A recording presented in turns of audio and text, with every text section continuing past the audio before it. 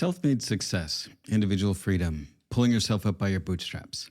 These ideas have become the cornerstone of many modern cultures, especially in the West. But is this individualistic mindset really working for us? Today, we're taking a look at how excessive individualism can be harmful, how it isolates us, and what Stoicism has to say about our interconnectedness and shared humanity. Hello, friends. My name is Eric Cloward, and welcome to the Stoic Coffee Break. The Stoic Coffee Break is a weekly podcast where I take aspects of Stoicism and do my best to break them down to their most important points. I share my thoughts on Stoic philosophy as well as modern wisdom, and share my experiences, both my successes and my failures, and hope that you can learn something from them, all within the space of a coffee break. This week's episode is called Why Individualism Fails. The wise man never shuts himself up with his own skin. He remembers that he is born for the good of all mankind. Seneca.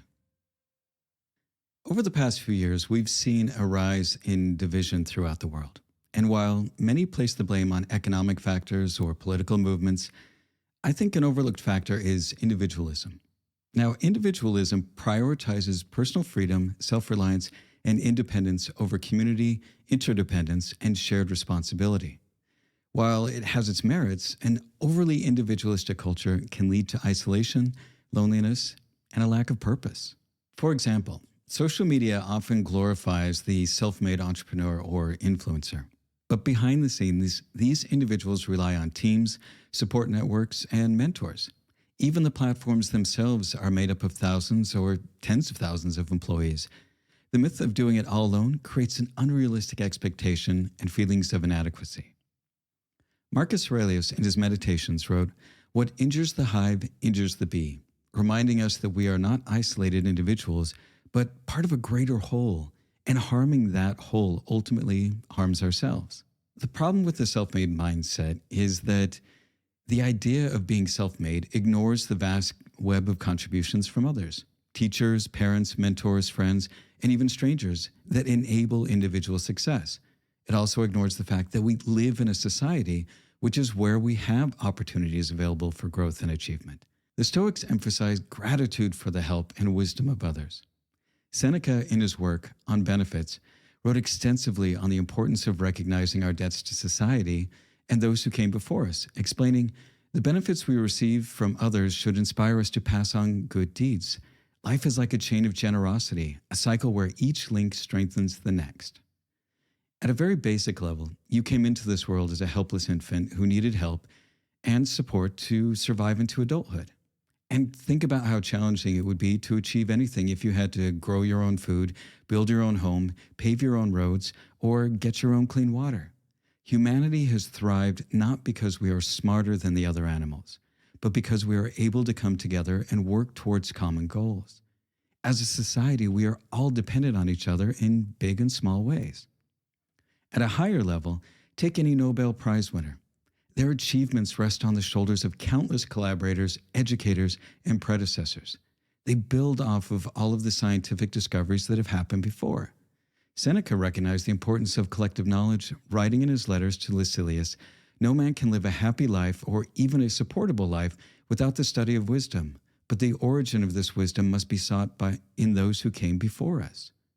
In his book, Natural Questions, Seneca takes it even further, writing, "The time will come when diligent research over long periods will bring to light things which now lie hidden.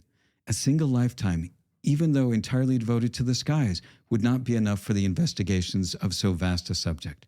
Future generations will discover them and then wonder how we could have been so ignorant of things so obvious." The self-made myth dismisses the collective effort behind every success story. Another aspect that comes up when we only focus on ourselves is that we become more selfish. If we view everything with a perspective of what's in it for me, then every relationship and interaction with others becomes transactional and self-serving. Have you ever been around somebody like this? Someone who is always looking out for themselves with little regard of how their actions impact you or others? They're not fun to be around, and it's hard to trust that they have your best interest at heart. Stoicism emphasizes the importance of relationships and shared bonds. Epictetus taught that we should care for others as we would care for ourselves, recognizing that we are all part of the same human family, teaching what is a friend? A single soul dwelling in two bodies. Individualism has contributed to increasing rates of loneliness and mental health issues. The focus on independence often comes at the cost of connection, community, and shared purpose. In hyper-individualistic societies, people are less likely to rely on family or neighbors for support, leading to isolation. Studies show that loneliness is as damaging to health as smoking 15 cigarettes a day. And it's been shown in multiple studies that the biggest predictor of a longer and healthier life is having close and supportive friends and community. A prime example of this is what happened during the pandemic. I remember how challenging it was being isolated from my friends and community. Even though I had all of my physical needs met and I was able to work from home, it was difficult to manage without much social interaction. I found myself, like many others, scheduling Zoom chats with friends and family in order to feel connected to others. It was such a relief when restrictions loosened up and things got back to normal. Interestingly enough, I read an article the other day discussing how people were refusing some positions that didn't have the option to come into work, at least part of the time. They wanted social interaction with their colleagues and feel like they are better able to collaborate when they spend time face-to-face with their coworkers. Stoicism teaches that humans are social animals, interconnected by nature and designed to cooperate for the greater good. The Stoics followed the concept of cosmopolitanism, meaning that rather than seeing oneself as just a sole person or a citizen of a single place, that we are all citizens of the cosmos. Epictetus taught his students, do as Socrates did, never replying to the question of where he was from with, I'm Athenian or I am from Corinth, but always, I am a citizen of the world, reminding us that we should treat all people as part of our human family. Marcus Aurelius frequently reflected on the idea that he was just one part of a larger organism, and that his role was to contribute to the common good. In one passage of Meditations, he writes, meditate often on the interconnectedness and mutual interdependence of all things in the universe. For in a sense, all things are mutually woven together and therefore have an affinity for each other. So, Stoicism doesn't dismiss self-reliance, but sees it as part of a broader context.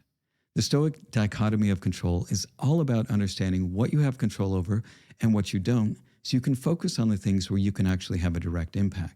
By taking action where you can develop your independence and are able to have an impact where you can. But true strength lies in recognizing when we need help and when we should offer it. There's nothing wrong with asking for help. The fact is, we all need help, and learning how to ask for help is not always an easy thing. It means revealing that maybe you aren't as strong as you project out to others. It means that you have to acknowledge your weaknesses. But by reaching out to others for the things that you need, you'll find that you are able to accomplish more together than you can on your own. This is something that I've struggled with personally. I'm more than happy to help others and offer assistance, but I often have trouble reaching out to others to help me in areas where I struggle. This has made my career transition to a speaker and a coach move much more slowly than I had hoped for. It's a struggle for me to reach out to ask others for help. But that's what I need to do if I want to succeed. So a few months ago, I reached out to my friend Trevor, who was also at a crossroads in his career. And we've been working together on a few ideas and have finally come up with something that I'm very excited about and I'll be sharing more about over the next few months. I know that working together, we'll be able to accomplish a lot more than what I can do alone and have a far bigger impact on the world. I also hired an assistant, Jan, who helps me with my videos. And over the past few months, she has been doing a fantastic job of taking my ideas and making them far better than I could do them myself. She helps make the videos much more interesting, and she's also someone that I can bounce ideas off of and has elevated the quality of my work. I recognize that I couldn't do it alone, and I'm very grateful for her help. So thanks, Jan. Individualism often leads to existential struggles because people feel unmoored without a sense of shared purpose. Stoicism reminds us that contributing to the common good gives life meaning. Marcus Aurelius wrote, "A life spent viewing the whole world as your city and the universe as your home is one of true purpose." Now, some people think that Stoicism, with its focus on controlling what you have control over, would be a self-centered philosophy. But Stoicism is completely the opposite. When we look at the core tenets of Stoicism, we have the four cardinal virtues: wisdom, courage, temperance, and justice.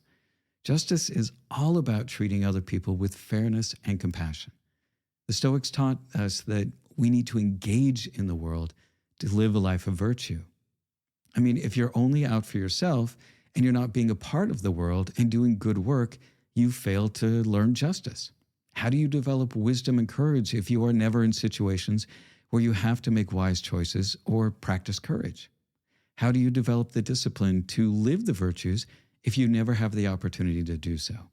It is through our experiences in the world that we develop and refine the virtues. As Seneca reminds us, it is not for yourself that you are born, but for the whole world. So, how do we go about rebuilding community in an individualistic world? Well, Stoicism offers practical ways to reconnect with others and overcome the alienation caused by individualism. The Stoics recommended that we practice gratitude, and we can acknowledge the contributions that others have in our lives. We can write letters and say thank you and recognize our interconnectedness with those who have helped us in our lives.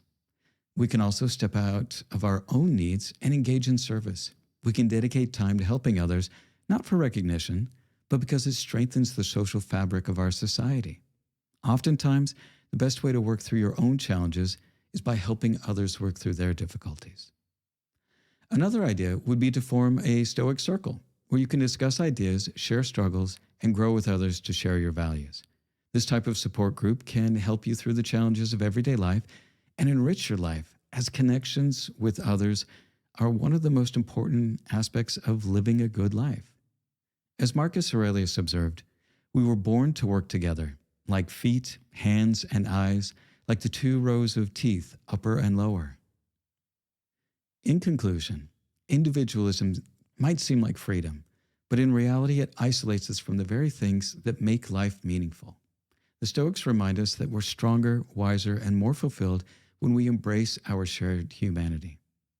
I want to challenge you to take some time and reflect on how you can contribute to your community, strengthen relationships, or acknowledge the ways that others have shaped your life. Let this week be an experiment in living with purpose, not just for yourself, but for the world around you. And that's the end of this week's Stoic Coffee Break. As always, be kind to yourself, be kind to others, and thanks for listening. Also, I would really appreciate it if you could tell me what you thought about this episode. You can leave a comment on your podcasting app if it has that, or you can leave it on the comments down below if you're watching the video. Thanks again for listening.